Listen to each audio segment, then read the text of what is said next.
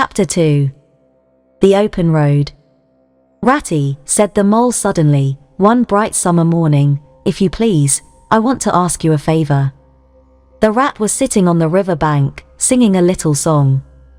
He had just composed it himself, so he was very taken up with it, and would not pay proper attention to mole or anything else. Since early morning he had been swimming in the river, in company with his friends the ducks. And when the ducks stood on their heads suddenly, as ducks will, he would dive down and tickle their necks, just under where their chins would be if ducks had chins, till they were forced to come to the surface again in a hurry, spluttering and angry and shaking their feathers at him, for it is impossible to say quite all you feel when your head is under water. At last they implored him to go away and attend to his own affairs and leave them to mind theirs. So the rat went away, and sat on the river bank in the sun, and made up a song about them, which he called Duck's Ditty. All along the backwater, through the rushes tall, ducks are dabbling, up tails all. Ducks' tails, drakes' tails, yellow feet quiver, yellow bills all out of sight busy in the river. Slushy green undergrowth where the roach swim, here we keep our larder, cool and full and dim. Everyone for what he likes. We like to be heads down, tails up, dabbling free. High in the blue above swifts whirl and call, we are down dabbling up tails all. I don't know that I think so very much of that little song, rat, observed the mole cautiously. He was no poet himself and didn't care who knew it, and he had a candid nature. Nor don't the ducks neither, replied the rat cheerfully. They say, why can't fellows be allowed to do what they like when they like and as they like, instead of other fellows sitting on banks and watching them all the time and making remarks and poetry and things about them? What nonsense it all is. That's what the ducks say. So it is, said the mole, with great heartiness. No, it isn't, cried the rat indignantly. Well then, it isn't, replied the mole soothingly. But what I wanted to ask you was, won't you take me to call on Mr. Toad? I've heard so much about him, and I do so want to make his acquaintance. Why, certainly, said the good-natured rat, jumping to his feet and dismissing poetry from his mind for the day. Get the boat out, and we'll paddle up there at once. It's never the wrong time to call on Toad. Early or late he's always the same fellow. Always good-tempered, always glad to see you, always sorry when you go. He must be a very nice animal, observed the mole, as he got into the boat and took the sculls, while the rat settled himself comfortably in the stern. He's indeed the best of animals, replied Rat. So simple, so good-natured, and so affectionate. Perhaps he's not very clever, we can't all be geniuses, and it may be that he is both boastful and conceited. But he has got some great qualities, has Toady. Rounding a bend in the river, they came in sight of a handsome, dignified old house of mellowed red brick, with well-kept lawns reaching down to the water's edge. There's Toad Hall, said the rat, and that creek on the left, where the notice board says, private. No landing allowed, leads to his boat house, where we'll leave the boat. The stables are over there to the right. That's the banqueting hall you're looking at now, very old, that is. Toad is rather rich, you know, and this is really one of the nicest houses in these parts, though we never admit as much to Toad. They glided up the creek, and the mole slipped his sculls as they passed into the shadow of a large boathouse. Here they saw many handsome boats, slung from the crossbeams or hauled up on a slip, but none in the water, and the place had an unused and a deserted air. The rat looked around him. I understand, said he. Boating is played out. He's tired of it, and done with it. I wonder what new fad he has taken up now? Come along and let's look him up. We shall hear all about it quite soon enough. They disembarked, and strolled across the gay flower-decked lawns in search of Toad, whom they presently happened upon resting in a wicker garden chair, with a preoccupied expression of face, and a large map spread out on his knees. Hooray, he cried, jumping up on seeing them, this is splendid. He shook the paws of both of them warmly, never waiting for an introduction to the mole. How kind of you, he went on, dancing round them. I was just going to send a boat down the river for you, Ratty, with strict orders that you were to be fetched up here at once, whatever you were doing. I want you badly, both of you. Now what will you take? Come inside and have something. You don't know how lucky it is, you're turning up just now. Let's sit quiet a bit, Toady, said the rat, throwing himself into an easy chair, while the mole took another by the side of him and made some civil remark about Toad's delightful residence. Finest house on the whole river, cried Toad boisterously. Or anywhere else, for that matter, he could not help adding. Here the rat nudged the mole. Unfortunately, the Toad saw him do it, and turned very red. There was a moment's painful silence. Then Toad burst out laughing. All right, Ratty, he said. It's only my way, you know. And it's not such a very bad house, is it? You know you rather like it yourself. Now, look here. Let's be sensible. You are the very animals I wanted. You've got to help me. It's most important. It's about your rowing, I suppose, said the rat, with an innocent air. You're getting on fairly well, though you splash a good bit still. With a great deal of patience, and any quantity of coaching, you may, oh, pooh. Boating, interrupted the Toad, in great disgust. Silly boyish amusement. I've given that up long ago. Sheer waste of time, that's what it is. It makes me downright sorry to see you fellows, who ought to know better, spending all your energies in that aimless manner. No, I've discovered the real thing, the only genuine occupation for a lifetime. I propose to devote the remainder of mine to it, and can only regret the wasted years that lie behind me, squandered in trivialities. Come with me, dear Ratty, and your amiable friend also, if he will be so very good, just as far as the stable yard, and you shall see what you shall see. He led the way to the stable yard accordingly, the rat following with a most mistrustful expression, and there, drawn out of the coach house into the open, they saw a gypsy caravan, shining with newness, painted a canary yellow picked out with green and red wheels. There you are, cried the Toad, straddling and expanding himself. There's real life for you, embodied in that little cart. The open road, the dusty highway, the heath, the common, the hedgerows, the rolling downs. Camps, villages, towns, cities. Here today, up and off to somewhere else tomorrow. Travel, change, interest, excitement. The whole world before you, and a horizon that's always changing. And mind, this is the very finest cart of its sort that was ever built, without any exception. Come inside and look at the arrangements. Planned all myself, I did.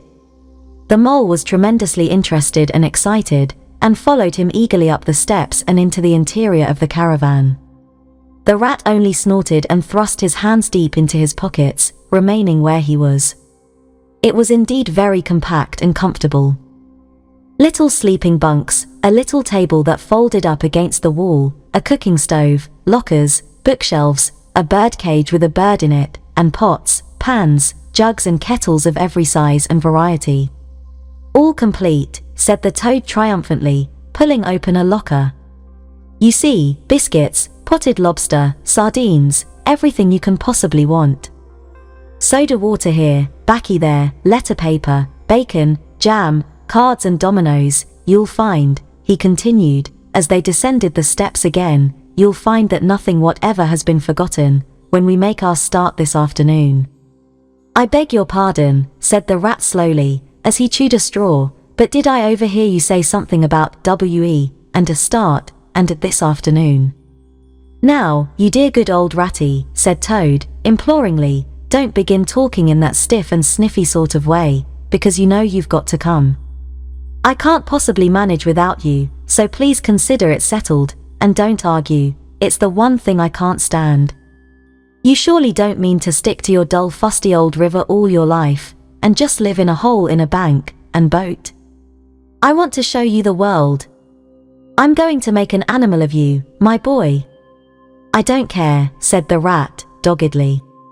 I'm not coming, and that's flat. And I am going to stick to my old river, and live in a hole, and boat, as I've always done. And what's more, Mole's going to stick me and do as I do, aren't you, Mole? Of course I am, said the Mole, loyally. Till always stick to you, Rat, and what you say is to be, has got to be. All the same, it sounds as if it might have been, well, rather fun, you know, he added, wistfully.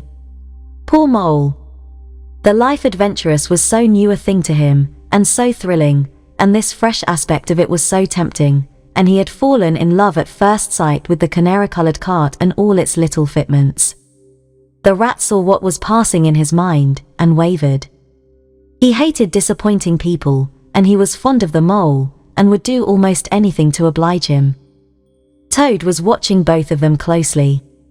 Come along in, and have some lunch, he said, diplomatically, and we'll talk it over. We needn't decide anything in a hurry. Of course, I don't really care. I only want to give pleasure to you fellows. Live for others. That's my motto in life.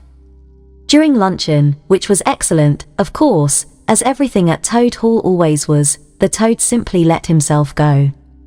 Disregarding the Rat, he proceeded to play upon the inexperienced Mole as on a harp. Naturally a voluble animal, and always mastered by his imagination, he painted the prospects of the trip and the joys of the open life and the roadside in such glowing colours that the Mole could hardly sit in his chair for excitement. Somehow, it soon seemed taken for granted by all three of them that the trip was a settled thing, and the Rat, though still unconvinced in his mind, allowed his good nature to override his personal objections. He could not bear to disappoint his two friends, who were already deep in schemes and anticipations, planning out each day's separate occupation for several weeks ahead. When they were quite ready, the now triumphant Toad led his companions to the paddock and set them to capture the old grey horse, who, without having been consulted, and to his own extreme annoyance, had been told off by Toad for the dustiest job in this dusty expedition. He frankly preferred the paddock, and took a deal of catching. Meantime Toad packed the lockers still tighter with necessaries, and hung nosebags, nets of onions, bundles of hay, and baskets from the bottom of the cart. At last the horse was caught and harnessed, and they set off, all talking at once, each animal either trudging by the side of the cart or sitting on the shaft, as the humour took him. It was a golden afternoon. The smell of the dust they kicked up was rich and satisfying. Out of thick orchards on either side the road, birds called and whistled to them cheerily. Good-natured wayfarers, passing them, gave them good day, or stopped to say nice things about their beautiful cart, and rabbits, sitting at their front doors in the hedgerows, held up their forepaws, and said, "Oh my! Oh my! Oh my!" Late in the evening, tired and happy and miles from home, they drew up on a remote common far from habitations, turned the horse loose to graze, and ate their simple supper sitting on the grass by the side of the cart. Toad talked big about all he was going to do in the days to come, while stars grew fuller and larger all around them, and a yellow moon, appearing suddenly and silently from nowhere in particular, came to keep them company and listen to their talk. At last they turned into their little bunks in the cart, and Toad, kicking out his legs, sleepily said, "Well, good night, you fellows. This is the real life for a gentleman. Talk about your old river." "I don't talk about my river," replied the patient Rat. "You know I don't, Toad. But I think about it," he added pathetically, in a lower tone, "I think about it, all the time." The Mole reached out from under his blanket, felt for the Rat's paw in the darkness, and gave it a squeeze. "Till do whatever you like, Ratty," he whispered. "Shall we run away tomorrow morning, quite early, very early, and go back to our dear old hole on the river?" "No, no, we'll see it out," whispered back the Rat. "Thanks awfully, but I ought to stick by Toad till this trip is ended. It wouldn't be safe for him to be left to himself. It won't take very long. His fads never do. Good night." The end was indeed nearer than even the Rat suspected. After so much open air and excitement the Toad slept very soundly, and no amount of shaking could rouse him out of bed next morning. So the Mole and Rat turned to, quietly and manfully, and while the rat saw to the horse, and lit a fire, and cleaned last night's cups and platters, and got things ready for breakfast, the mole trudged off to the nearest village, a long way off, for milk and eggs and various necessaries the toad had, of course, forgotten to provide. The hard work had all been done, and the two animals were resting, thoroughly exhausted, by the time Toad appeared on the scene, fresh and gay, remarking what a pleasant easy life it was they were all leading now, after the cares and worries and fatigues of housekeeping at home. They had a pleasant ramble that day over grassy downs and along narrow by-lanes, and camped as before, on a common, only this time the two guests took care that Toad should do his fair share of work. In consequence, when the time came for starting next morning, Toad was by no means so rapturous about the simplicity of the primitive life, and indeed attempted to resume his place in his bunk, whence he was hauled by force. Their way lay, as before, across country by narrow lanes, and it was not till the afternoon that they came out on the high road, their first high road, and their disaster, fleet and unforeseen, sprang out on them, disaster momentous indeed to their expedition, but simply overwhelming in its effect on the after-career of Toad. They were strolling along the high road easily, the mole by the horse's head, talking to him, since the horse had complained that he was being frightfully left out of it, and nobody considered him in the least, the toad and the water rat walking behind the cart talking together. At least Toad was talking, and Rat was saying at intervals, "Yes, precisely, and what did you say to him?" And thinking all the time of something very different, when far behind them they heard a faint warning hum, like the drone of a distant bee. Glancing back, they saw a small cloud of dust, with a dark center of energy, advancing on them at incredible speed, while from out the dust a faint poop-poop wailed like an uneasy animal in pain. Hardly regarding it, they turned to resume their conversation, when in an instant, as it seemed, the peaceful scene was changed, and with a blast of wind and a whirl of sound that made them jump for the nearest ditch, it was on them. The poop-poop rang with a brazen shout in their ears. They had a moment's glimpse of an interior of glittering plate glass and rich morocco, and the magnificent motor car, immense, breath-snatching, passionate, with its pilot tense and hugging his wheel, possessed all earth and air for the fraction of a second, flung an enveloping cloud of dust that blinded and enwrapped them utterly, and then dwindled to a speck in the far distance, changed back into a droning bee once more. The old grey horse, dreaming, as he plodded along, of his quiet paddock, in a new raw situation such as this simply abandoned himself to his natural emotions.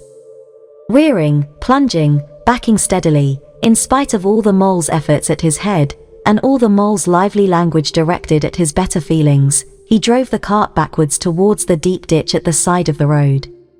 It wavered an instant, then there was a heart-rending crash, and the canary-coloured cart, their pride and their joy, lay on its side in the ditch, an irredeemable wreck.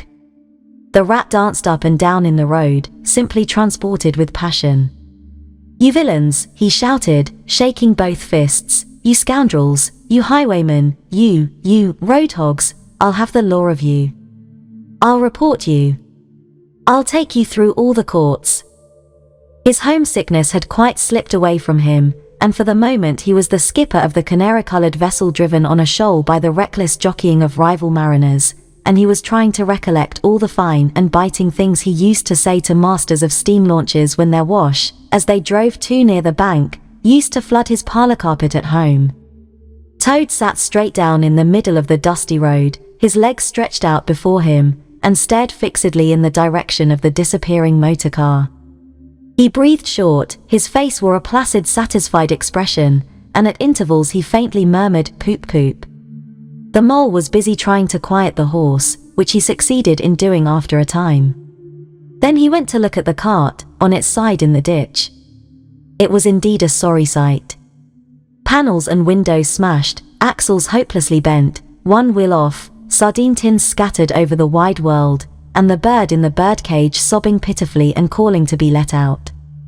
The rat came to help him, but their united efforts were not sufficient to right the cart. "Hi, Toad," they cried. "Come and bear a hand, can't you?"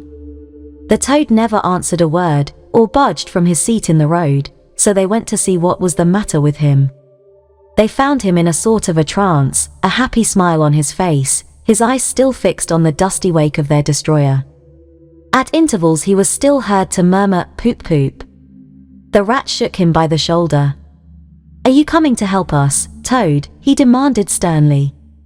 "Glorious, stirring sight," murmured Toad, never offering to move.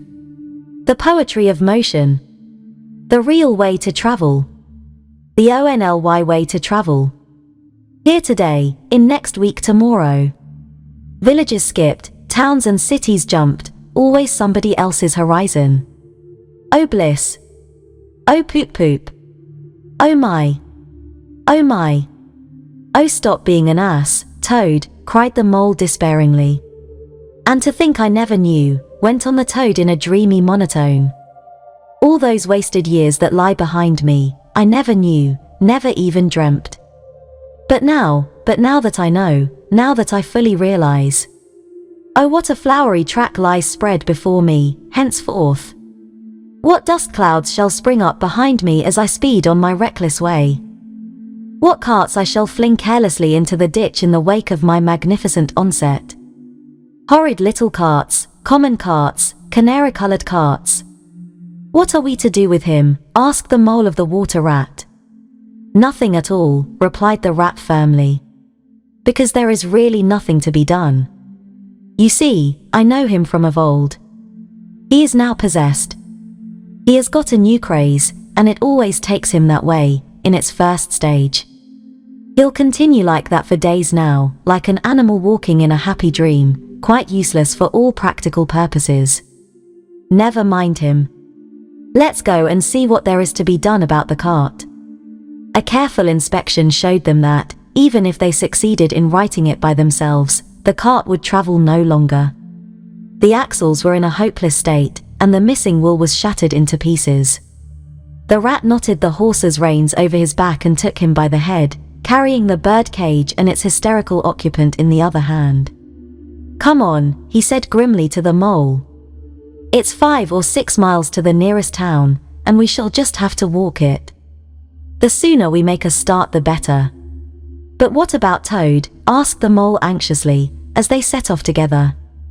"We can't leave him here, sitting in the middle of the road by himself, in the distracted state he's in. It's not safe. Supposing another thing were to come along." "Oh, bother Toad," said the rat savagely, "I've done with him." They had not proceeded very far on their way, however, when there was a pattering of feet behind them, and Toad caught them up and thrust a paw inside the elbow of each of them, still breathing short and staring into vacancy.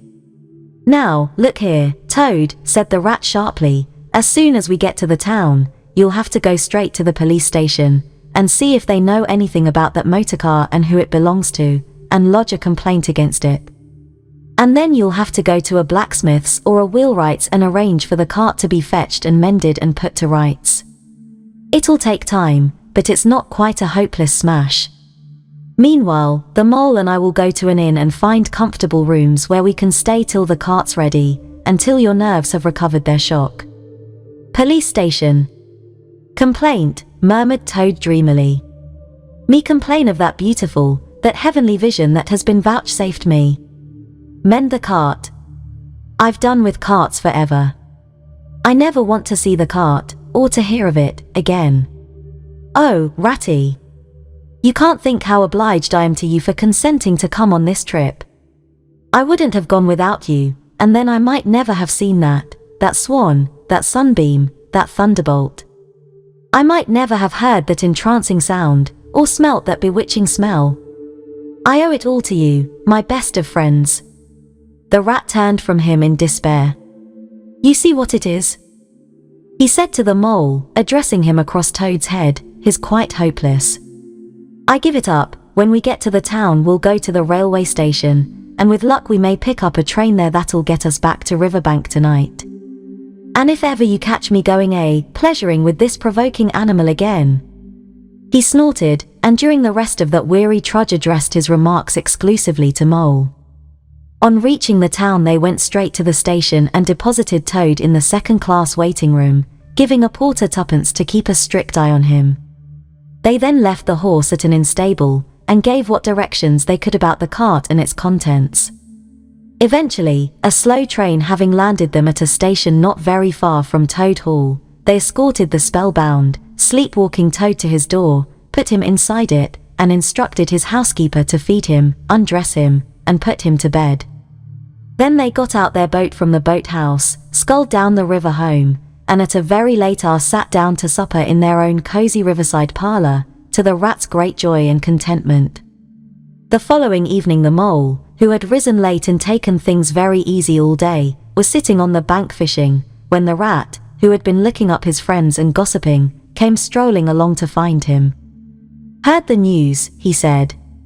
"There's nothing else being talked about, all along the river bank. Toad went up to town by an early train this morning. And he has ordered a large and very expensive motor car.